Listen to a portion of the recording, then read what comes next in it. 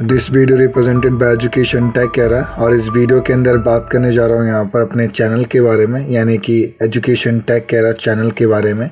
और basically channel के बारे में आप सभी लोगों को मालूम है, मगर आपको ये अंडरस्टैंडिंग होना चाहिए जो भी नए यूज़र्स इस वीडियो को देख रहे हैं यहाँ पर, कि उनको ये मालूम चले कि इस प्लेटफॉर्म पे एक तरह के वीडियोस अवेलेबल नहीं है। यहाँ पर इसमें अलग अलग फील्ड के वीडियोस अवेलेबल हैं। इसको बेसिकली देखने के लिए आप लोगों ने कुछ ज़्यादा नहीं करना, आपने बेसिकली गूगल क्रोम में जाना है और गूगल क्रोम में जा कर के आपने यहाँ पर यूट्यूब पे सर्च करना है एजुकेशन टेक एरा, तो आपको मालूम चलेगा कि इस चैनल पे किस किस तरह के वीडियोस अपलोडेड हैं।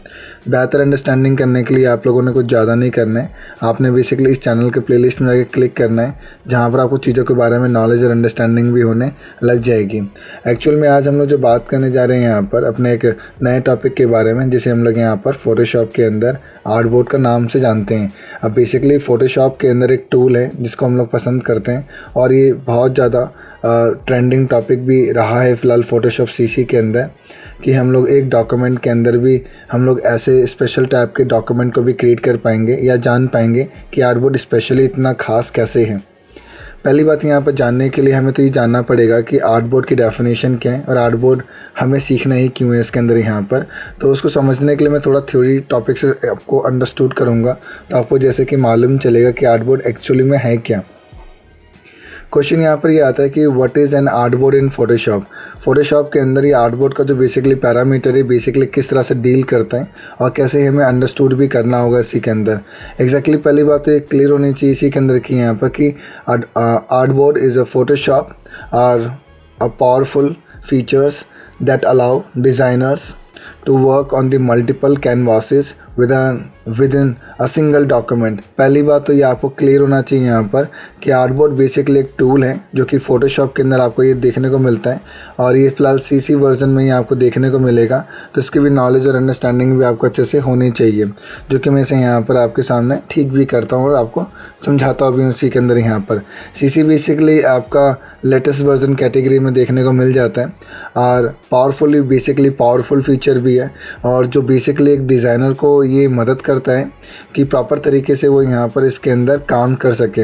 अब काम करने का मतलब यहाँ पर ये होता है कि आप क्या करते हैं यहाँ पर काम करने के लिए, कि अगर कोई भी डॉक्यूमेंट अगर आपको बनाना होता है, तो डॉक्यूमेंट बनाने के लिए सबसे इम्पॉर्टेंट जो चीज़ समझनी होती है वो ये कि आप एक डॉक्यूमेंट बनाते हैं और उसमें एक ही तरह के वर्क कर पाते हैं। बट आर्टबोर्ड बेसिकली फीचर हमें यहाँ पर ये देता है कि मल्टीपल हम लोग कैनवास क्रिएट कर पाते हैं एक सिंगल डॉक्यूमेंट के अंदर, जो कि हमारे लिए सबसे इम्पॉर्टेंट टॉपिक भी देखने को मिलता है। तो क्वेश्चन का जवाब बेसिकली यहाँ पर यही आता है कि आर्टबोर्ड है क्या। तो आर्टबोर्ड बेसिकली एक आपका फ़ोटोशॉप सीसी का एक फ़ीचर है जो कि बहुत पावरफुल फीचर है, जो कि हमें एक तरह की फैसिलिटी प्रोवाइड करता है कि अगर हम मल्टीपल कैनवासेस यानी कि पेज अगर हम बनाना चाहते हैं या हम क्रिएट करना चाहते हैं सिर्फ सिंगल डॉक्यूमेंट पे, तो हम लोग आर्टबोर्ड की मदद से इसे आसानी से हम लोग कर सकते हैं। अब this enables the creation of various design element for different devices and screen sizes all in one organized workspace। देखिए पहली बात हमें सबसे इम्पॉर्टेंट ये सीखना है कि हमें अलाउ करते हैं, और सबसे बड़ी चीज़ यहाँ पर ये समझाता भी हमें यहाँ पर कि आप डिफरेंट डिवाइसेस या डिफरेंट स्क्रीन साइज़ पर अगर आप काम करना चाहते हैं और सिंगल डॉक्यूमेंट पे काम करना चाहते हैं, तो ये आपको फैसिलिटी प्रोवाइड करता है कि आप इसे आसानी से कर सकें। और ये सबसे बड़ी चीज़ यहाँ पर ये देखने को मिलती है कि सेम वर्क स्पेस पे आपको मल्टीपल साइज़ के डॉक्यूमेंट प्रोवाइड करके देता है, यानी कि कैनवासेस प्रोवाइड करके देता है, जो कि एक पॉजिटिव पॉइंट हमको देखने को मिलता है। ये बेसिकली थ्योरी जानना इतना ज़रूरी इसीलिए था क्योंकि एक आर्टबोर्ड एक ऐसा फ़िलहाल फ़ीचर है जो कि हमें मालूम भी होना चाहिए।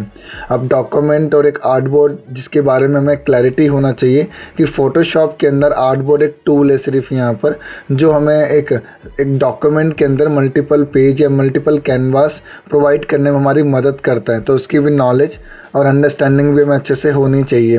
अब एग्जैक्टली हमें जो करना है इसी के अंदर यहाँ पर कुछ ज़्यादा तो नहीं करना, और हमें अपने स्क्रीन पे जाना है फ़ोटोशॉप के। आपको पहले फ़ोटोशॉप को क्लिक करना है, आप इस सर्च बार में भी कर सकते हैं या आपने जहाँ भी इसे टास्क बार में पिन कर रखा होगा तो वहाँ से भी आप इसे ओपन कर सकते हैं। अभी जैसे आप मेरे स्क्रीन के सामने देख रहे हैं इसी में कि मैंने अपना फ़ोटोशॉप ऑन किया और मैं क्रिएट न्यू प्रोजेक्ट पे क्लिक कर रहा हूँ। यहाँ पर मैं कोई भी एक रैंडम इसके अंदर जा कर के मैं इसमें एक पेज ले लेता लेता हूँ, बट मैं आपको डिफ्रेंशिएट करना चाहता हूँ यहाँ पर कि दोनों में असल में फ़र्क क्या देखने को मिलता है। अगर मैं यहाँ पर आर्टबोर्ड को अगर मैं बंद कर देता हूँ और यहाँ पर मैं क्रिएट करता हूँ इसी में, तो आपको देखने को मिलेगा इसी के अंदर कि इस रेक्टेंगल जो आपके सामने जो डॉक्यूमेंट जो आपको कैनवास विजिबल वाइट कलर का, और ये बेसिकली मेरा सिंगल डॉक्यूमेंट है जिसके अंदर सिर्फ सिंगल आपको कैनवास ही देखने को मिलेगा यहाँ पर। और मैं इसको जूम इन जूम आउट करके भी अगर आपको मैं दिखाऊं तो सिर्फ सिंगल ही आपको देखने को मिल रहे हैं। जो नोटिस करने वाली चीज़ें हैं कि डॉक्यूमेंट के अंदर जो सिंगल कैनवास आपको दिखता है वो किस तरह से दिखते हैं। पहली सबसे बड़ी चीज़ यहाँ पर कि आपको ये जो कैनवास दिखेगा बैकग्राउंड फॉर्म में दिखेगा, और आप डबल टैप करके इसे आप यहाँ पर नॉर्मल लेयर में भी कन्वर्ट कर सकते हैं। सबसे बड़ी चीज़ यहाँ पर देखने को जो मिलती है मैं यहाँ पर वो ये मिलती है कि इसमें जो हमें फ़ीचर देखने को जो मिलते हैं वो इसमें साइलेंट होते हैं, बेसिकली बंद ही देखने को मिलेंगे, ये तब तक चालू नहीं होंगे जब तक आप इसमें कोई एक एलिमेंट क्रिएट नहीं करेंगे। अब ये मालूम आपको कैसे चलेगा, जैसे कि मैं आपको बस बेसिक तौर पर अगर समझाऊँ यहाँ पर, तो मैं एक नीचे आ करके मैं कोई भी एक रेक्टेंगल टूल लेता हूँ और मैं इसे ड्रॉ करता हूँ बेसिकली इस जगह पे, तो ये आपको देखने को मिलेगा। और मैं इसमें कोई भी कलर जा करके रैंडमली चेंज कर देता हूँ। मैं अगेन सेम ऐसे ये काम करता हूँ और एक और यहाँ पर जा करके मैं शेप ले लेता हूँ और कलर इसमें मैं चेंज कर देता हूँ। वापस मैं मूव टूल पे जाके क्लिक करता हूँ। जैसे मैंने मूव टूल पे क्लिक किया यहाँ पर, तो ये आपको देखने को मिलेगा यहाँ पर ये अभी भी बंद है, बट जैसे ही मैं इसको अगर सिलेक्शन मोड में अगर लेके आऊँगा इसी में यहाँ पर, तो आपको चीज़ों के बारे में नॉलेज और अंडरस्टैंडिंग भी होगी। बट अभी मुझे नीचे वाली लेयर की ज़रूरत नहीं है, तो मैं इसको लॉक कर देता हूँ यहाँ पर इसे, तो ये लॉक हो जाएगा। और जैसे ही मैंने सिलेक्शन किया तो ये मेरा एक्टिवेट भी हो गया। तो बेसिकली मैं जो समझाना चाह रहा था आपको यहाँ पर कि डॉक्यूमेंट में ये सब मोड कब चालू होते हैं, तभी चालू होते हुए दिखेंगे जब कोई आप इसके अंदर ऑब्जेक्ट लेके आएंगे तभी, अदरवाइज़ बंद रहेंगे। अब मैं इसी के बगल में एक नया फ़िलहाल डॉक्यूमेंट क्रिएट कर रहा हूँ। अब जैसे मैं न्यू डॉक्यूमेंट पे या न्यू पे क्लिक करता हूँ यहाँ पर, तो क्लिक करने के बाद सेम साइज़ ही लूँगा मैं यहाँ पर, बट इसके अंदर यहाँ पर मैं आर्टबोर्ड पे क्लिक कर दूँगा। आर्टबोर्ड पे क्लिक करने के बाद जैसे ही मैंने क्रिएट किया तो ऑटोमेटिकली आपके सामने यहाँ पर एक नया डॉक्यूमेंट क्रिएट होता हुआ दिखेगा। और साइड में देखिए कुछ डिफरेंस भी आपको देखने को मिलेंगे, यानी कि इस डॉक्यूमेंट के अगर आप ऊपर देखें इस जगह पे, तो इसके ऊपर एक नाम लिखा है, इसे हम लोग आर्टबोर्ड 1 बोलते हैं। और जैसे अगर मैं क्लिक करूँ इसे यहाँ पर, तो ये मेरा पेज एक्टिवेट भी हो गया।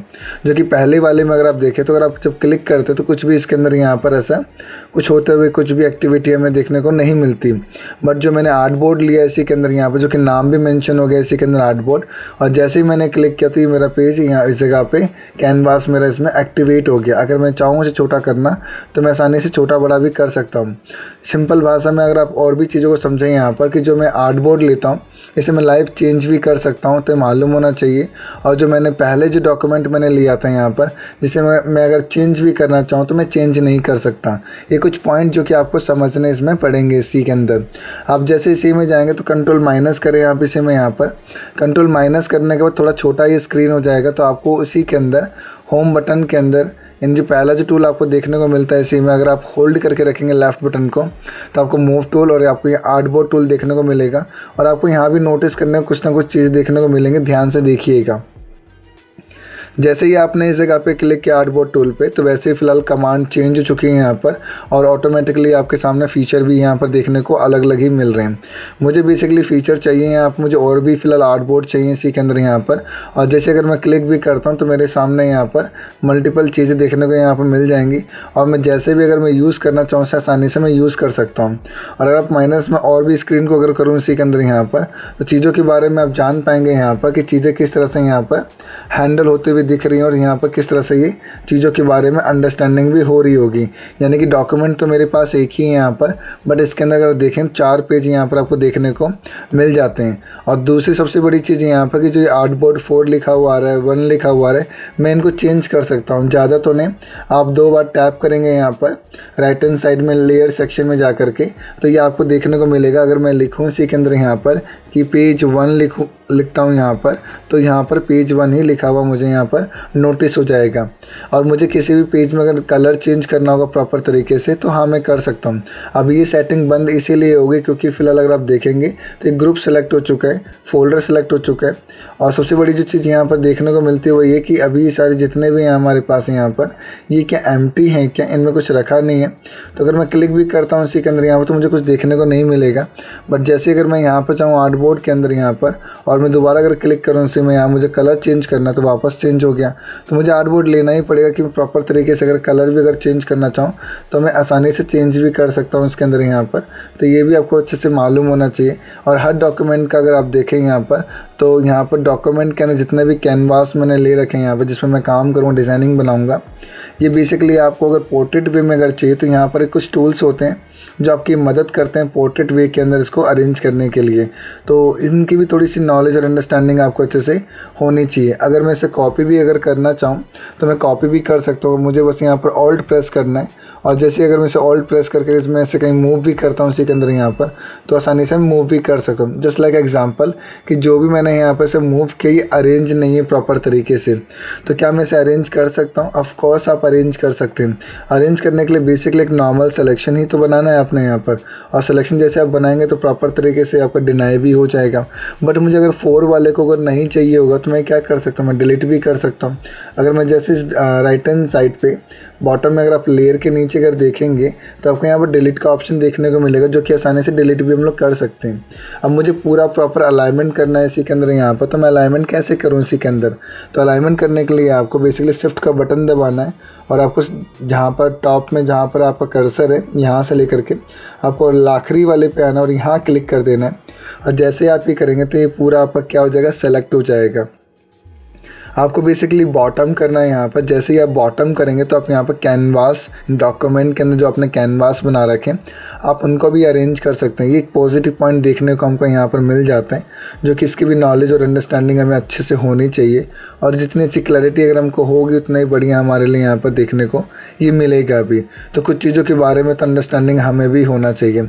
अब मान लीजिए किसी डॉक्यूमेंट में अगर कोई मुझे डॉक्यूमेंट में कोई फ़ोटो डॉक्यूमेंट तो मेरे पास एक ही है, बट इसके जितने भी चीज़ें मैं इनको एक तरह से डॉक्यूमेंट्स अगर बोलता भी हूँ तो आप इसे समझें चीज़ों को और अंडरस्टूड भी करें कि एक्चुअल में ये डॉक्यूमेंट नहीं है। ये डॉक्यूमेंट के अंदर मल्टीपल कैनवासेस हैं जिस पे हम लोग यहाँ पर काम इसके अंदर करेंगे सेपरेटली।